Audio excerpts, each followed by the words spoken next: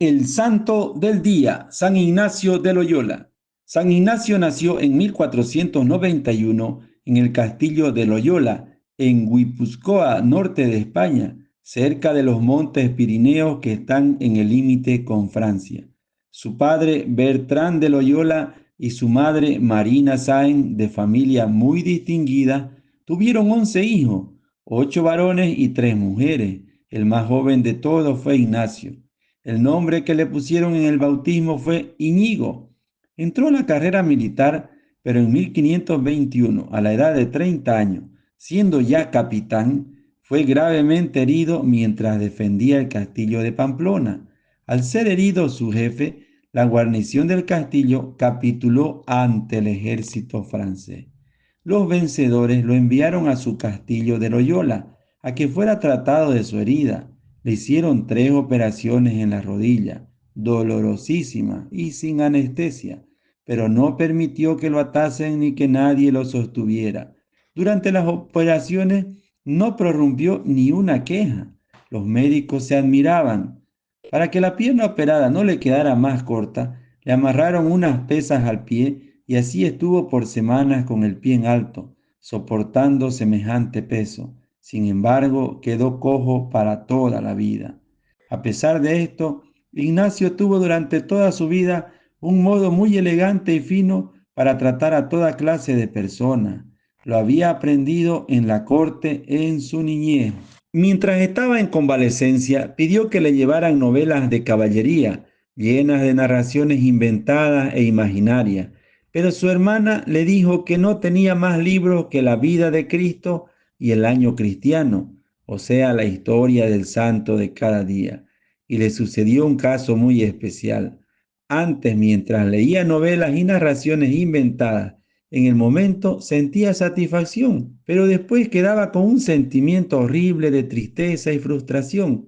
En cambio, ahora al leer la vida de Cristo y la vida de los santos, sentía una alegría inmensa que le duraba por días y días.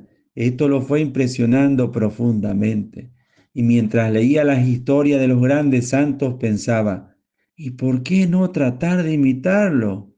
Si ellos pudieron llegar a ese grado de espiritualidad, ¿por qué no lo voy a lograr yo? ¿Por qué no tratar de ser como San Francisco, Santo Domingo, etcétera? Estos hombres estaban hechos del mismo barro que yo.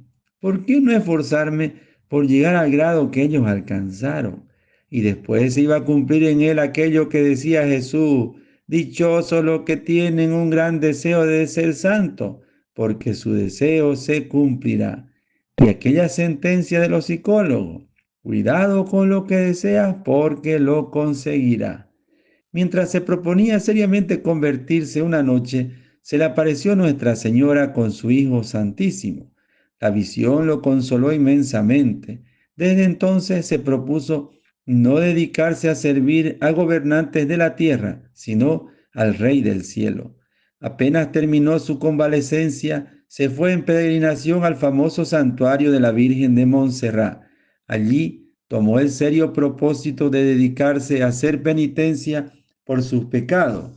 Cambió sus lujosos vestidos por los de un pordiosero. Se consagró a la Virgen Santísima e hizo confesión general de toda su vida.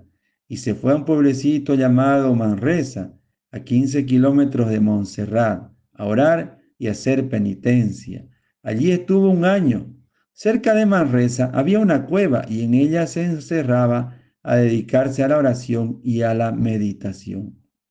Allá se le ocurrió la idea de los ejercicios espirituales que tanto bien iban a hacer a la humanidad. Después de unos días en los cuales sentía mucho gozo y consuelo en la oración, empezó a sentir aburrimiento y cansancio por todo lo que fuera espiritual. A esta crisis de desgano la llaman los sabios la noche oscura del alma.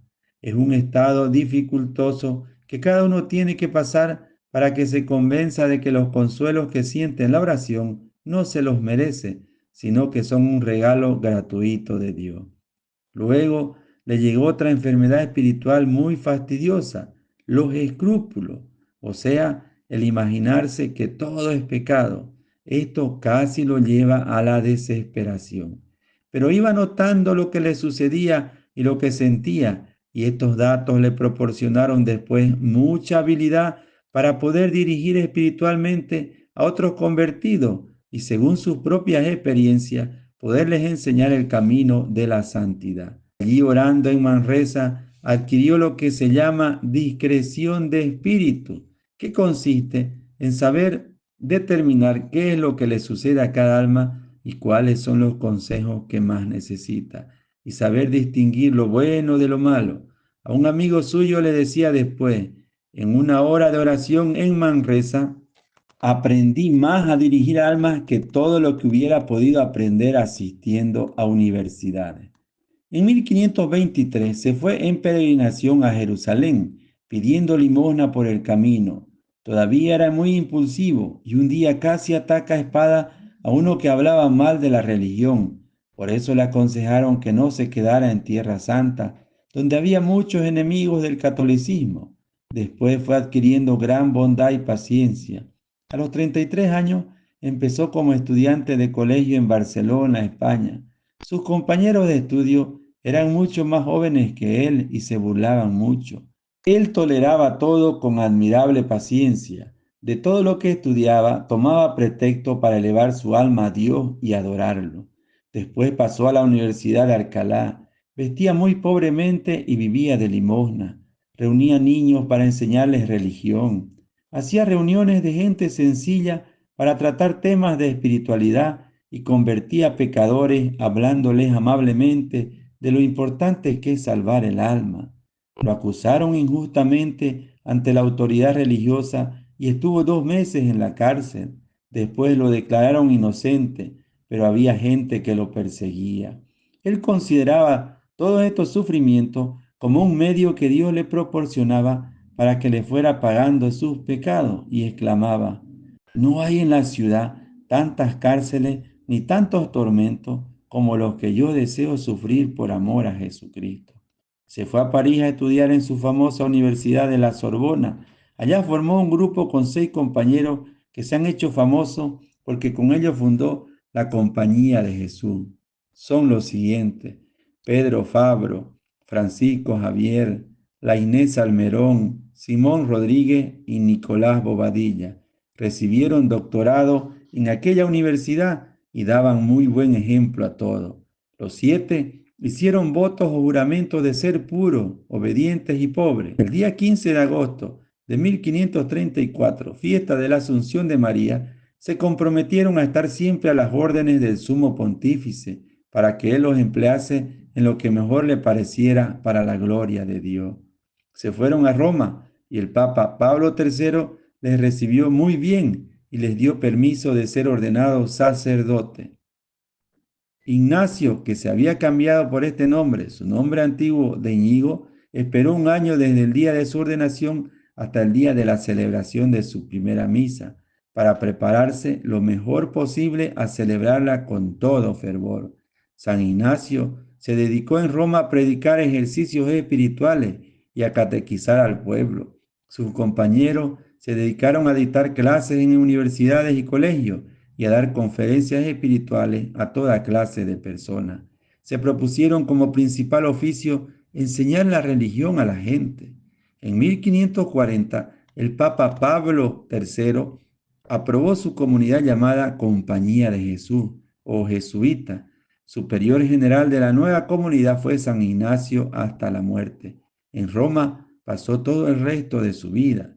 Era tanto el deseo que tenía de salvar almas que exclamaba, estaría dispuesto a perder todo lo que tengo y hasta a que se acabara mi comunidad con tal de salvar el alma de un pecador. Fundó casas de su congregación en España y Portugal. Envió a San Francisco Javier a evangelizar el Asia. De los jesuitas que envió a Inglaterra, 22 murieron martirizados por los protestantes. Sus 2 grandes amigos, la Inés y Salmerón, fueron famosos sabios que dirigieron el Concilio de Trento. A San Pedro Canicio lo envió a Alemania y este santo llegó a ser el más célebre catequista de aquel país. Recibió como religioso jesuita a San Francisco de Borja, que era rico político, gobernador en España. San Ignacio escribió más de 6.000 cartas dando consejos espirituales. El colegio que San Ignacio fundó en Roma llegó a ser modelo en el cual se inspiraron muchísimos colegios más y ahora se ha convertido en la célebre Universidad Gregoriana. Los jesuitas fundados por San Ignacio llegaron a ser los más sabios adversarios de los protestantes y combatieron y detuvieron en todas partes al protestantismo. Les recomendaba que tuvieran mansedumbre y gran respeto hacia el adversario, pero que se presentaran muy instruidos para combatirlo. Él deseaba que el apóstol católico fuera muy instruido. El libro más famoso de San Ignacio se titula Ejercicios Espirituales y es lo mejor que se ha escrito acerca de cómo hacer bien los santos ejercicios. En todo el mundo es leído y practicado este maravilloso libro. Duró 15 años escribiéndolo. Su lema era todo para mayor gloria de Dios. Y a ello dirigía todas sus acciones, palabras y pensamientos, a que Dios fuera más conocido, más amado y mejor obedecido. Muy caritativo con todo, especialmente con los enfermos. Recomendaba que en la conversación no se emplearan frases muy autoritarias, como de quien se imagina que en lo que dice no puede equivocarse.